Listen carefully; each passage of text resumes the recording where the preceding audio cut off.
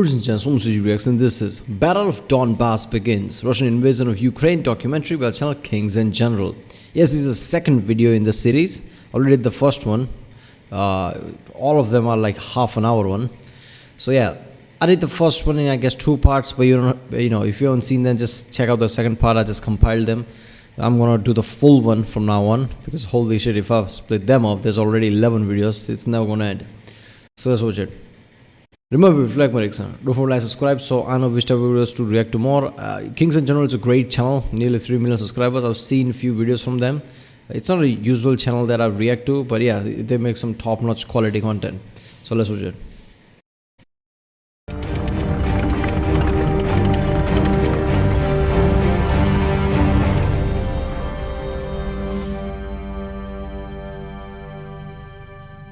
In the previous video, we described the events leading to the Russian invasion of Ukraine and the situation developing on the battlefield from the start of the war on February 24th until April 7th.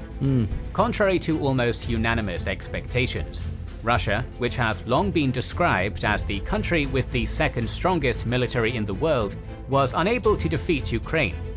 Russia's plan to rapidly force Ukraine into submission through overwhelming firepower on 4 different fronts utterly failed. Look, this is what I'm going to say about it. On the paper, everything sounds right, alright? So I think this was a surprise even for Putin and Kremlin, basically, right? Because on the paper, they are the second most powerful army, right? Some people said like now after all the losses, they're probably third or something. China second or something, probably. But you know, they were the second most powerful army there were, right? There is, not there were. So you know, on the paper, everything seemed right. The training was all perfect, weapons were fine, and everything was fine. Like, with the second power, but when that's why Putin probably thought like this is going to end fast. But the actual war started and the result came in, right? That must have been like some shocking thing, right? Because there's more than just stats on the paper, right? And until you actually use your army somewhere and see their pros and cons, you can't really know where they are lacking and not.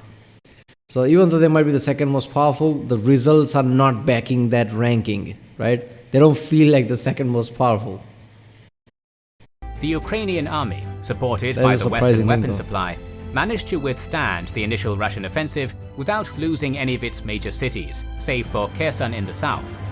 Ukraine prevailed in the Battle of Kyiv and forced the Russian army to withdraw from the Kyiv, Zhytomyr, Chernihiv and Sumy oblasts. It held the line around Kharkiv.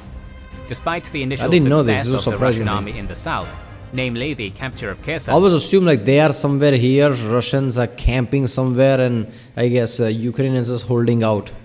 But I didn't know they literally pushed them all the way back to the border, like whole Ukraine is almost in their control. I didn't know about this. This is a surprise. Russia fails to reach its main objective of capturing Odessa and taking the whole Black Sea shore under its control. It still looks like Russia's best bet to succeed is on the Donbas front, where Russia and its separatist allies have been making slow but steady progress since the beginning of the war. Moreover, the terrain of Donbas is more suitable for the Russian strategy of overwhelming the adversary through superior firepower. In this video, we're going to discuss the second phase of the war in Ukraine and the beginning of the battle for Donbas, covering the events of April 8th to April 30th. In the background, cyber warfare quietly influences the fate of both nations, and you should be aware that similar techniques can be used by anyone on anyone, so getting some cybersecurity in your life is always helpful. And there's an easy way to get it: Threat Protection, the new service from NordVPN.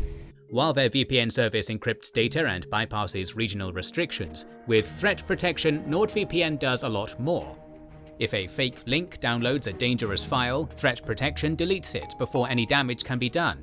It warns you when a site is potentially unsafe, a phishing scam, or is going to harvest your data, and generally prevents trackers from compiling a personal profile on you online. It's like a layer of upgraded antivirus software. Just click a button in the corner of the Nord window and engage the new protections, and they remain effective whether you're using a VPN or not. It comes packaged with the standard NordVPN plans, which you can get more out of with our special offer. Get a 2-year plan and an extra month for free at nordvpn.com/kingsandgenerals.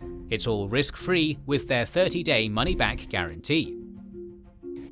The main events In April, I thought, when the thing was going on in April, I was in my mind like, holy shit! Right now, the battle is happening in the cities. Battle is happening, inside Ukraine. Right, people are barely surviving. I did not know that they literally pushed them all the way back to the border. Like they had control of the lots of the regions. of April 8th are concerned with Russian missile strikes on the village of Krasnosilka, northeast of Odessa, and on Kramatorsk, as the Russian Ministry of Defense claimed that it hit the training base of foreign volunteers in Krasnosilka with the Bastion missile system. In Kramatorsk, a Russian Toshka-U missile struck the train station, killing more than 50 civilians, who gathered there to evacuate to safer parts of Ukraine. Russian media and governmental sources attempted to deny their culpability, claiming that their army doesn't possess any Tochka-U missiles, but sources are clear that Russia operates at least a few. On April 9th, Putin appointed the commander of the Russian Southern Military District, General Alexander Dvonikov, to overall command over Russia's military campaign in Ukraine, probably hoping that this will improve the command structure.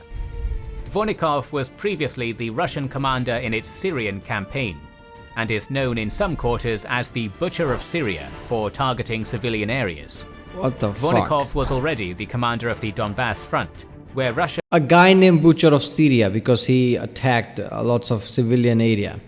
And now people are really, processing like, are civilians being targeted? I mean, look at the history, man. Like, look at the people that are involved here. was making slow progress in the first weeks of the war. And since now Russia's focus was mainly drawn to this area of Ukraine, it was not surprising that he was appointed to this position. But so far, nothing is indicating that Dvonikov has changed the overall military strategy of Russia in Ukraine, as Russia is still struggling to establish any kind of supremacy on the battlefield. In general, on April 8th to 10th, there were no major military and operational developments on the fronts. The Russian 1st Guards Tank Army took Breshkivka south of Izium, but was stopped in Dubrovna and Tavhenka. The 4th Motor Rifle Brigade made some gains towards Popasna, while the Ukrainian 21st National Guard and the 60th Mechanized Brigade counterattacked south of Kroy and made minimal gains there. The 80th Air Assault Brigade and the 35th Marine Corps units of the Ukrainian Army continued pressuring the Russian 33rd Motor Rifle Division, 255th Motor Rifle Division, and the 20th Guards Motor Rifle Division in Kherson Oblast. In Mariupol, the Russian army continued methodically destroying the city and decreasing pockets of resistance. By this point, it had become increasingly clear that the Russian units around the city of Kharkiv and in the occupied south of the country would not be attempting any major offensive operations, as their main goal had become to keep the Ukrainian units in these regions busy in order to prevent them from being redeployed to Donbas. The meeting of the Austrian Chancellor Karl Nehammer with Vladimir Putin in Moscow on April 11th, which was the first visit by a Western leader to Russia since the start of the invasion, indicated that Russia was still resolute in its willingness to continue its campaign in Ukraine, despite major setbacks and losses on the battlefield. Nehammer said that Putin believed that he was winning the war. On April 12th to 13th, the most important events developed in besieged Mariupol. By then, the main pocket of resistance of the Ukrainian forces was the Azovstal Iron and Steel Works, which is like a city in a city, covering almost 11 square kilometers of land with underground tunnels stretching to almost 24 kilometers. Whoa. This also turned Azovstal into a shelter for civilians, along with being almost an impregnable fortress. On April 12th, the Azov battalion claimed that Russia used some sort of chemical weapon against them in Azovstal, but this claim was not proven. On April 13th, a group of soldiers and officers from the Ukrainian 36th Marine Brigade reportedly surrendered to the Russians after days of fierce resistance, which demonstrates just how dire the situation of the Mariupol defenders was.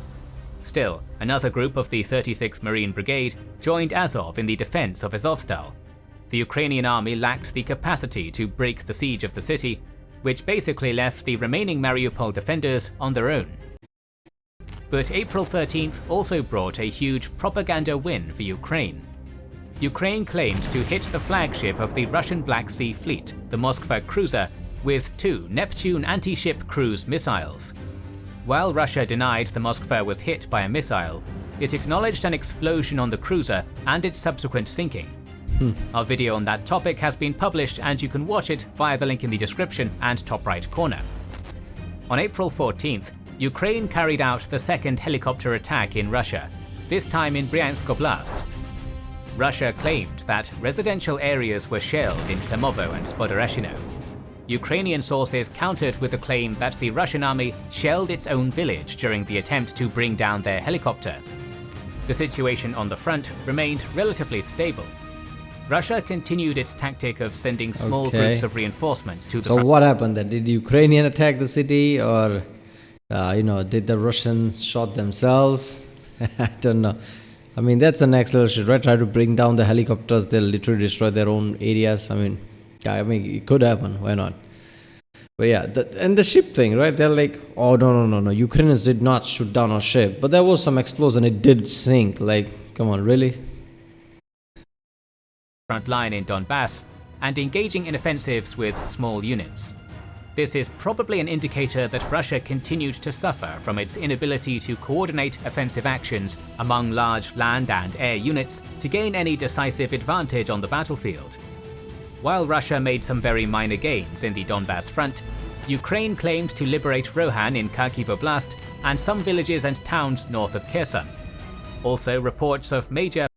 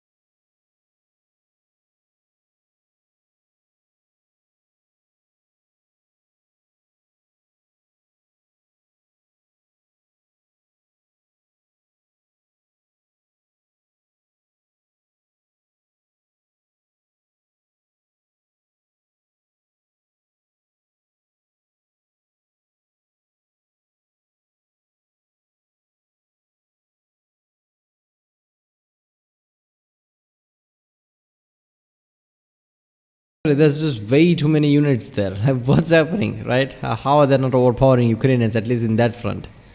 Only thing I'm constantly saying that, I said that in the previous video as well. Only thing I can come up, like even Russian soldiers basically, on the field, they are not really want to attack and capture, right? The enthusiasm is not there, because why would it, right? Because we can sit here and just say like, oh, look at that, we thought Russians are the second most powerful military, but they're sucking basically. I mean, usually things like that doesn't happen. So only thing I can rationally think of is the Russians themselves don't want to do this, right? People in power, Kremlin is basically ordering all these things, but on the field, there is not much of enthusiasm to take over places. Because we can just, there's just 3 units basically attacking 1 unit and still 3 loses, right? I mean, yeah. 4th GTD, 752nd MRR and 3rd MRD attack on Breshkivka, Divbrona and Dovhenka was repelled by the Ukrainian 81st Air Assault Brigade and 2nd UVC Battalion.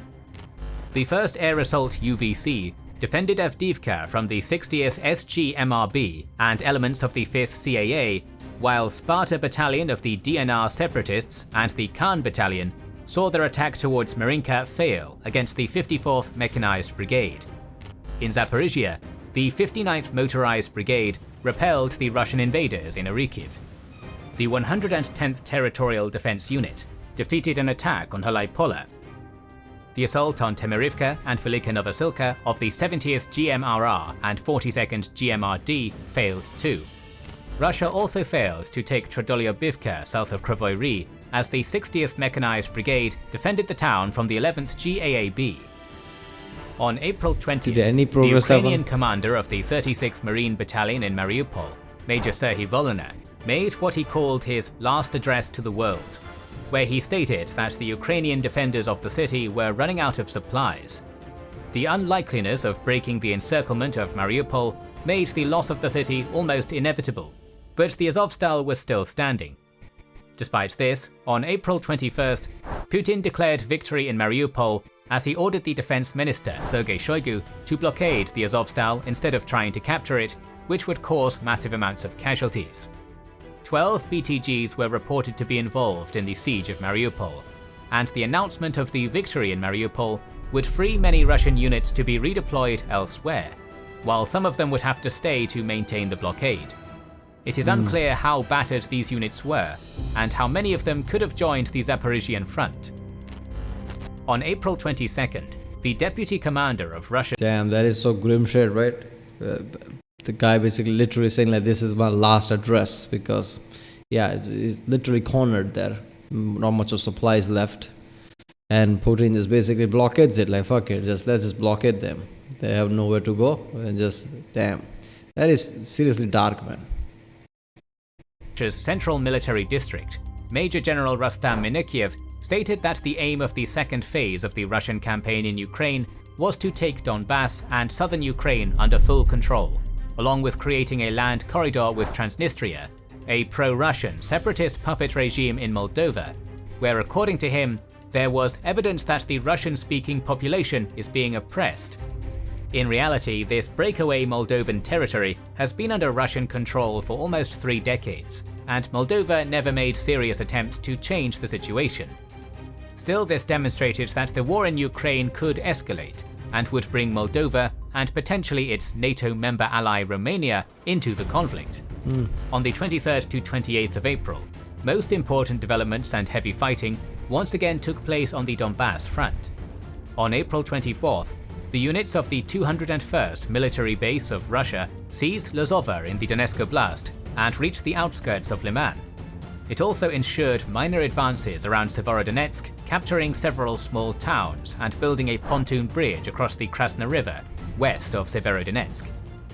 On April 26th, the Institute of War Studies analyzed how Russia had changed its approach to offensive operations and had started to apply a sounder and safer pattern of operational movement in Donbas, particularly along the front line from Izium to Rubizhne. Instead of continuous frontal assaults of separate units along vast fronts, with weak logistical support and weak fire support from supporting units, Russia had started pushing the Ukrainians down by moving through more or less parallel roads within supporting distance of each other, ensuring protection for each other from the flanks. On these dates, Russia was pushing from Izium southwest towards Bavinkovo and southeast towards Slovyansk. Yeah, see, the problem with this is that they thought this is going to be like old German style, right? Yeah, blitzkrieg, just is going to be like instant victory. That didn't happen. So they didn't prepare for this level of fighting, right? That's why they cannot fight at larger areas. They cannot coordinate at larger areas, right? It's really hard for them to do all this because they didn't prepare a proper army and how to basically attack all these areas, right?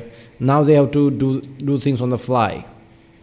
And, we hear about these major scale wars of the past, before World War II. But during that time, we need to understand that wars happen very quickly, like a decade, 2 decades, around that, right? And even though nobody really, even though there has been war going around, not at this scale in Europe, right?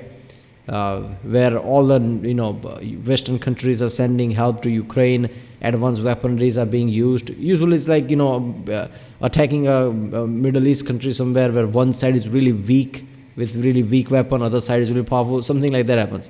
This type of war hasn't happened in since World War II.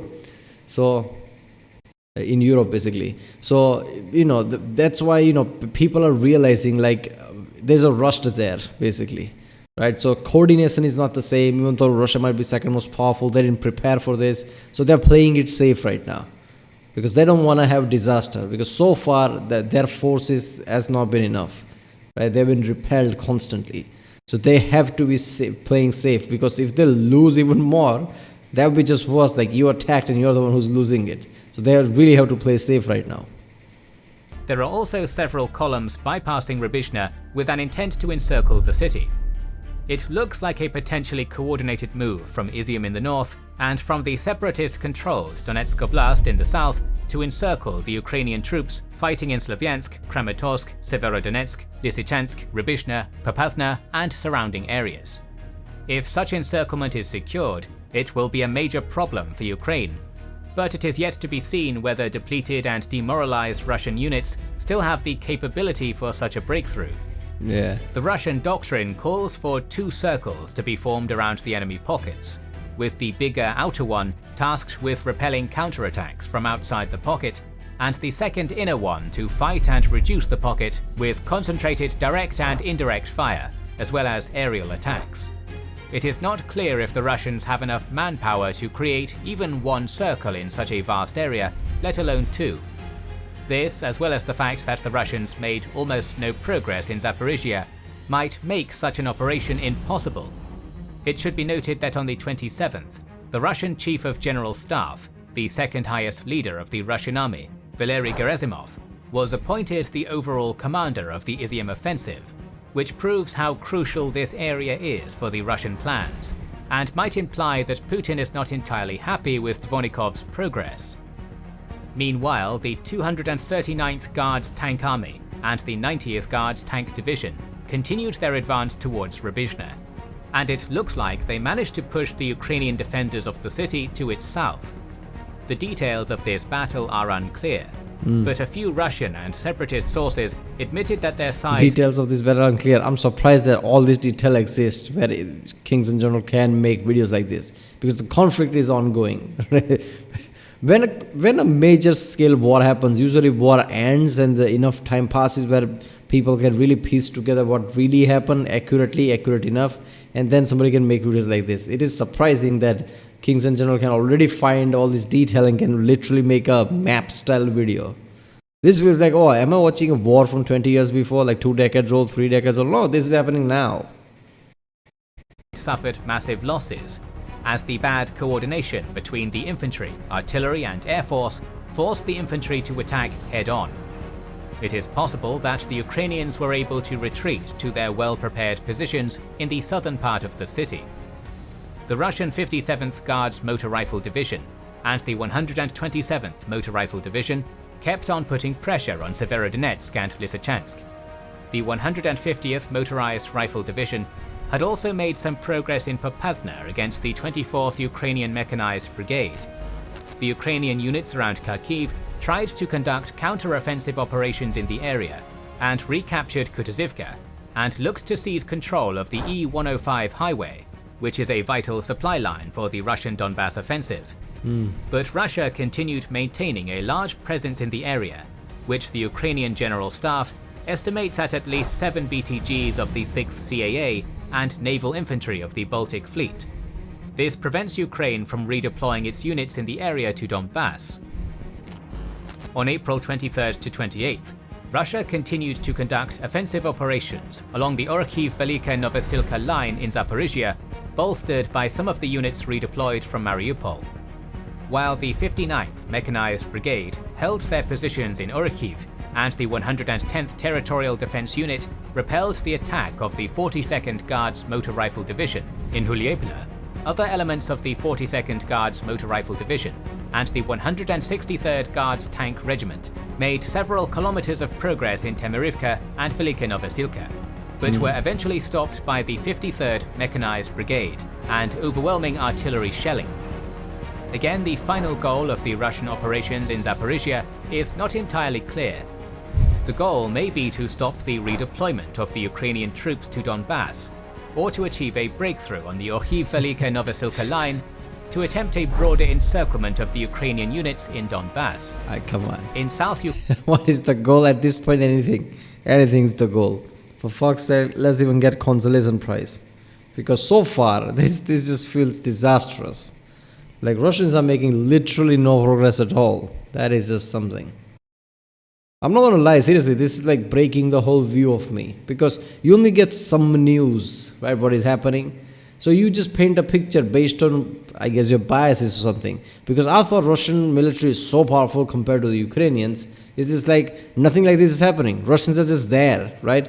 When they get that town by town, city by city, they are doing some, Ukrainians are doing some kind of guerrilla fighting or something, but they are in town, they are in city. I always thought that. I didn't know that they're literally pushing them back all the way back to the Russia. They're like at a point that they're making close to no progress. That is some big ass shit right there. Ukraine, both sides tried to make gains, but the situation remained stable as Russia made small gains towards Alexandrivka and Tavrizhka, while there was notable Ukrainian partisan activity in Kherson and Melitopol, where Ukrainian saboteurs managed to destroy the railway bridge across the Malye-Utlyok River, creating further problems for the Russian logistics out of Crimea. Russia's main transport hub in the Kherson occupation zone, the Kherson airport in Chernobyivka, is under almost constant shelling by the Ukrainian army, as on April 24th, the Ukrainian officials stated that the 17th attack on Russian military infrastructure and positions in Chernobyivka has occurred, which makes it more difficult for Russians to resupply in the southern front. Despite the Russian declaration of victory in Mariupol, Russia continued its attacks in and around the Azovstal defensive perimeter. On April 25th, troubling news came from the Moldovan region of Transnistria. Okay, they're still surviving there? I thought they were running out of supplies. Explosions at the so-called State Security Ministry in Transnistria were reported, which Western experts assessed to be a probable false flag attack by Russia to create an excuse for a potential intervention into Moldova. Russia maintains a military base in Okay. Probably false flag attack, justification of war with Moldova. You're not doing shit in Ukraine. You want a war with Moldova? First think about Ukraine, man. How are you gonna fight Moldova now? A potential intervention into Moldova. Russia maintains a military base in Transnistria with 2 motorized rifle battalions, which can act as a foothold for a potential attack on Moldova. But in total, Russian and separatist troops in the region probably amount to less than 7,000, which makes it unlikely to be used against Ukraine. The situation around Transnistria became even more complicated on the 27th, when Russia destroyed the only bridge connecting northern and southern parts of the Odessa Oblast, thus leaving the south portion with only one way to connect with the north, and possibly decreasing the chance of Romanian support for Ukraine. With the sinking of Moskva, it seems that Russia doesn't have the capability for a naval invasion of southern Odessa to link up with the troops in Transnistria, but it is a good idea to watch this developing situation. Russia continued to target transportation and urban infrastructure in western Ukraine, vital for the supply of its troops fighting on the front lines. Bellingcat reported that by April 24th, Russia had likely used 70% of its total precision missile stockpile, while Ukraine got a major boost on the diplomatic front. On April 26th, a meeting of defense ministers of NATO member states and its allies throughout the world in Germany resulted in important pledges about continuing and increasing military support to Ukraine. Moreover, on April 28th, the US Congress adopted the Lend-Lease for Ukraine. Wait a minute. By the April, Russians spent 70% of precision missiles.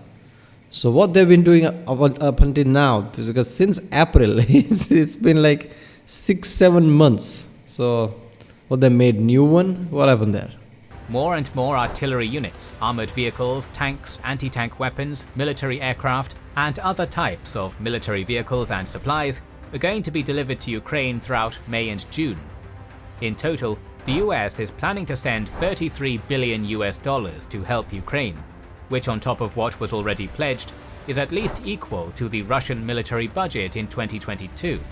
What the fuck? Overall, throughout April, Czechia and Poland are reported to have sent T-72 tanks, Slovakia sent S-300 air defense systems, the US sent C-4 and M114 howitzers, Javelin anti-tank missiles, Mi-17 helicopters, armored Humvees, M1113 personnel carriers, Switchblade drones, Phoenix drones, and M18A1 Claymore anti-personnel mines.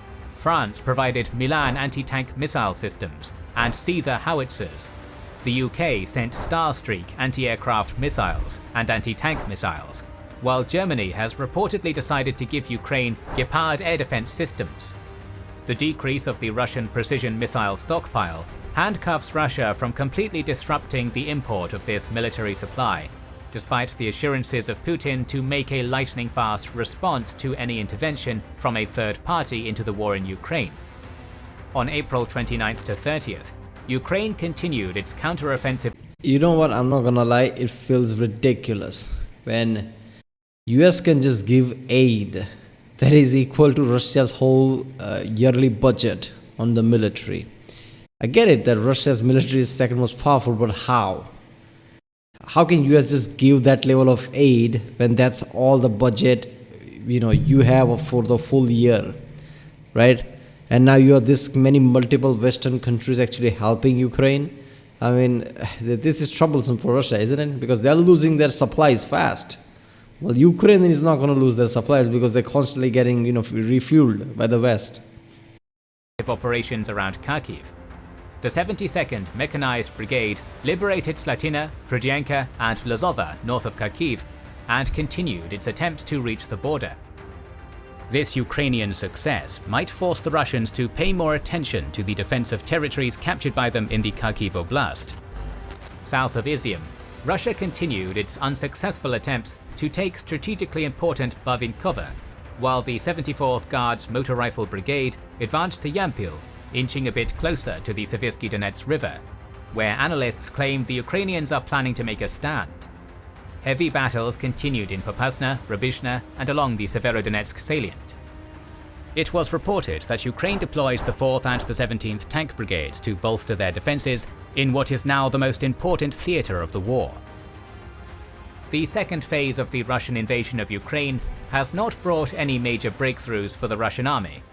Russia has made some notable gains along the front line between Izium and Popasna, but the Ukrainian defences are intact and are awaiting a new supply of much-needed weapons from its allies. Ukraine's ability to redeploy reserve units to this area proves that they have the capability and manpower to bolster its defences. Despite some notable gains around Kharkiv, at this point, military experts doubt that Ukraine has enough firepower for an extended counteroffensive campaign against Russia, particularly in Donbas. But this could change with the deployment of new weapons, artillery units, and military vehicles promised by the West to the front line, while Russia's weapon and manpower reserves are diminishing. Military experts also note the increased importance of artillery, as it is being assessed as the primary reason why any of the sides have failed to make any major breakthroughs so far. Perhaps Seriously? The import of modern and effective Western artillery systems into... I said that in the previous video, right? Like, all the things we know of the past wars, like how advances happen, one technology like good artillery, modern artillery, is just enough to halt everything. Because how you get around that, right? The modern warfare is going to be really different, as we can already see, right? I mean, nothing is moving. I mean, overall, right? The way it should, nothing is kind of moving. And like he said, it's because of these advanced artilleries. Like, damn, this is some fucked up shit. To Ukraine could change the tide of the Battle of Donbas. Ukraine is becoming increasingly confident in not only withstanding the Russian offensive, but actually defeating them and driving them away, which is evident from the rhetoric of the Ukrainian military and civilian leaders, along with increased attacks on targets in the Russian cities of Voronezh, Kursk, and Belgorod, where a number of military and infrastructure objects were hit. Belgorod in particular seems to be attacked every night, often by the Bayraktar drones. It is curious why Ukraine uses these drones in this manner, but even though Russia claimed that 4 of them were destroyed in the last days of the month, it is clear they are getting some results. Along with that, on May 2nd, an explosion at the Perm ammunition plant occurred. I mean, why is Ukraine doing this? Basically to create pressure. Right now is one-sided attack. Russia is attacking Ukraine. Ukraine has everything to lose. Any damage happens, it happens to Ukraine. So if Ukraine can, attack Belgorod and, destroy lots of military supplies, at the same time also creating pressure by attacking Belgorod every day. This creates some kind of pressure on Russia, like, it's on both sides. Yes, you attacked my country, damaged, lost so much shit, but I'm going to do the same. I'm starting to doing all the same to you. So that's a psychological warfare there. And while it is still unclear how this happened, it could have easily been a saboteur job, similar to the way Belarusian opponents of the Russian invasion on occasion disrupted Belarusian railway supply lines to Russian troops fighting for Kyiv. On the last day of the month, Ukrainian sources claimed that the artillery barrage conducted against the Russian staging area near Izium killed another Russian major general, commander of the 2nd CAA, Andrei Simonov. According to the sources, 30 vehicles were destroyed, and between 100 and 200 soldiers and officers were killed. Claims that the overall commander of the Izium offensive, Gerasimov, was wounded during the attack would prove to be false, but Simonov might be the 9th Russian general killed in this war. Damn. There are some expectations that the war in Ukraine would end before May 9th, the day on which Russia celebrates the victory in the Great Patriotic War. The general Russian rhetoric indicated that reaching the administrative borders of Donetsk Oblast and Luhansk Oblast would be propagated to the Russian public as a victory. But so far, nothing indicates that Russia is going to have any major breakthrough at the beginning of May. There have been some indicators of the Russian plan to declare the creation of new separatist regimes in captured regions of Ukraine, particularly in Kherson, where Russia is actively looking for local collaborators to appoint as new civilian administrators of occupied regions, and declared its intent to start using Russian rubles in those areas. However, the low-level insurgency, as well as the continued protests of the locals of Kherson Oblast, makes this referendum seem far-fetched. Of course it's far-fetched. You just attacked and destroyed everything, and now okay, let's use Russian rubles. Now you're Russians. Let's everybody handshake. Let's drink vodka. That's not going to happen. So of course people are going to be, are you kidding me? Just destroy. I mean, these are the places that are affected a lot. You can see destroyed buildings. People are afraid all the time. You can't just Russian manpower and weapon supply continues to diminish amidst fierce Ukrainian resistance. According to the British Defence Secretary Ben Wallace, Russia has lost 15,000 troops throughout the war by April 25th. Oryx military blog provides documentary evidence to the destruction of 15,000 soldiers dead by April to May. Like, that's like very start of it. Like, what the fuck? How do you go to the parents of them, say like, all your kids are dead, right? For doing what actually? I don't know. We were liberating Ukraine or something. How does 15,000? Look at that. Russian tanks, 1,207 different types of military vehicles, 71 command posts and communication stations, 12 heavy mortars, 162 pieces of artillery, 64 rocket launchers, 20 anti-aircraft guns, 55 surface-to-air missile systems, 26 military aircraft, That's a lot and of it. 39 helicopters. That's a lot of it. In comparison, Ukraine has documented losses of 145 tanks, 338 military vehicles, 53 pieces of artillery, 16 rocket launchers, 5 anti-aircraft guns, 42 surface-to-air missile systems, 20 military aircraft, 5 helicopters, and 7 Bayraktar TB2 drones. Remember that these are only losses which have video or photo evidence, and undoubtedly there are much more on both sides. Damn. There have been no recent reports of manpower losses by Ukraine. On April 16th, Zelensky claimed that 3,000 Ukrainian soldiers had been killed during the war, but since both sides tend to downgrade their losses, the Ukrainian casualties are probably much higher. It is worth remembering that unlike Ukraine, Russia... I mean, look, in the Ukraine side, of course, they're not going to just downplay it. They are really going to downplay it. Because they are basically asking the civilians to take up arms, fight for your country. At the same time, you cannot report like, holy shit, 20,000 of us died. No, they're going to say only 3,000 died. So there is no panic in the country, right? So, look, after everything we've seen, like how there's no progress, like how Russia is not just basically pushing Ukrainians past, obviously there's going to be massive casualties in the Ukrainian side. And I think the number is probably much higher. Nowhere near 3,000. In Russian side, it's also higher, but I think they're not gonna, they don't have to do that. 15,000, they're gonna be like something like 20,000 or something. I don't know. But yeah, damn, this is just fucked up. Like we are, this is like first few months, and we are already talking about 25,000 each side dead. Like how the fuck? Russia has not declared martial law and mobilization, which puts some limit on the personnel they can deploy in the war. Kinda did. There have been some rumors about Russia's preparation for mobilization in an attempt to compensate for its manpower losses.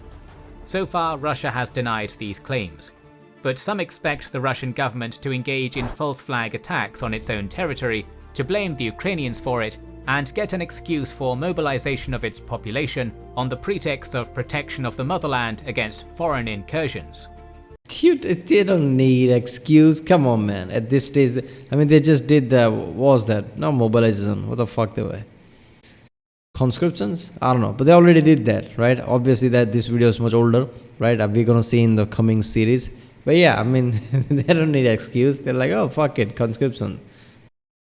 We are at war. Continued gas and oil export, including to Europe, still helps the Russian economy to stay afloat and fund its war efforts.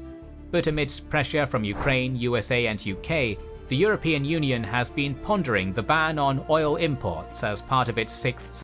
Wait a minute, how are there still pipes going through Ukraine? Why aren't Ukraine destroying that? Sanction package.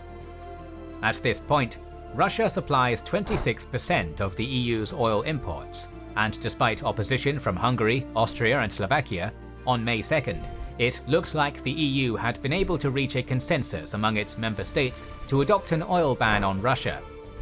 Russia also supplies 40% of the EU gas imports, and has demanded the payment for its gas in rubles. Publicly, many European politicians dismiss this demand as blackmail, and state that they're going to pay for the gas in euros. But Russia has already cut the gas supply to Poland and Bulgaria as a sign of its resolute stance on this issue. Since Europe is so heavily reliant on Russian gas supplies and does not have an immediate solution to potential gas shortages, it is yet to be seen how they're going to proceed. It was reported that several European gas companies are looking for ways to pay for the gas without breaching the sanctions regime, and the EU has pledged to provide more detailed guidance on the payment scheme to the European gas companies, which would not be in breach of sanctions. We're going to talk about the third month of the conflict in the coming weeks, so make sure you are subscribed and have pressed the bell button to see it. Please consider liking, commenting and sharing, it helps immensely. Our videos would be impossible without... Damn, this is some heavy ass thing, man. The series is going to be extremely extremely informative. Even though it's hard to find the words. But yeah, because lots of these things I had no idea of, right? Lots of this information I had no idea of. The whole picture is different. I did not know it was this level of stalemate.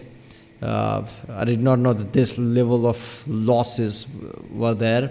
But damn. So all the supplies that the Ukrainians are getting from the West in future, we'll see how much that affects the war.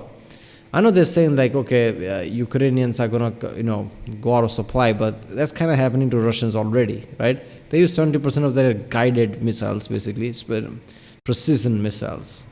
Basically, they lost 70% of them. That is crucial, because those missiles are really crucial if you wanna hit specific points, right? Key points. And they already exhausted 70%. Obviously, they're going to refill them, I guess. They still have the money flowing, right? They're still going to make those weapons. And Russia makes their own weapons. So, I don't know. It's if you are fighting a country and you buy weapons from foreign country or something, it might be some different case. But since Russia makes their own weapons, right, they can refuel slowly. So, I don't know. I don't know how it's going to look completely different going in the future, but I guess we'll see. Right, well, that was Battle of Donbas Begins by Channel Kings and Generals. If you like my reaction, don't forget to subscribe, and I'll see you next time.